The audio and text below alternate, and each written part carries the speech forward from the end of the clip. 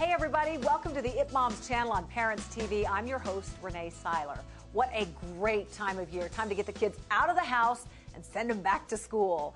So today we've got some great ideas to make the back to school transition smooth and successful for you and the kids. Let's start with staying healthy. Welcome to Dr. Pete's office. Come in and tell me how you're feeling today. I recently sat down with pediatrician Dr. Peter Rochelle, or Dr. Pete, as his patients know him, and we went over physicals, immunizations, and getting your kids back on the dreaded school sleep schedule. There are many things to consider. First and foremost, of course, the annual physical exam has to be done. Dr. Pete says children should have an annual exam through age 21, and a new school year is a great time to schedule a checkup. We guide you with education in a pediatric office that's a general practice with such things as, say, the toddler with toilet training, but that segues into the school-age children and their school issues. And one thing your kids can definitely expect at the annual exams: 1, get ready, 2, go. 3, squeeze and hold. Vaccinations. Dr. Pete says most of the required immunizations will be taken care of before kindergarten, but you're not off the hook yet. Subsequent to that, there are some that are recommended but not required that we should actually all be aware of as parents. And those are, 1, the second chickenpox vaccine. Also, hepatitis A series of 2.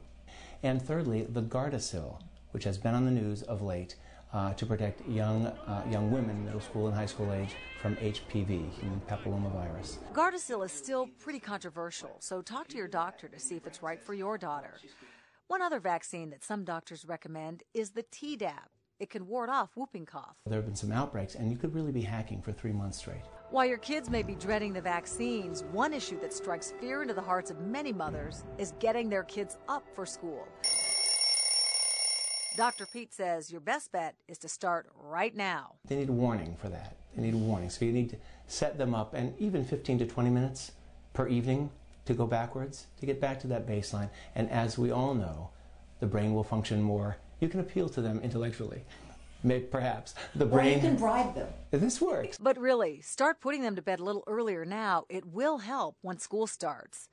Between sports, after-school jobs, and all the other activities that come with school, overbooking can also become a problem. Go, Will, run! It causes stress, causes anxiety. There's just so much they can take. We really need to allow them to be children. And like I always say, it's okay if the kids are bored once in a while, but don't let them stay that way too long. Kids are naturally more active during the summer, so be sure to keep them moving once class is back in session. I say, grab mom or dad, and walk around the house 10 times. This works. The heart rate goes up for 10 minutes, and life is good. All right, thanks, Dr. Pete. If you have a question for Dr. Pete, and he's so great, isn't he? Check out his webpage, drpetesoffice.com.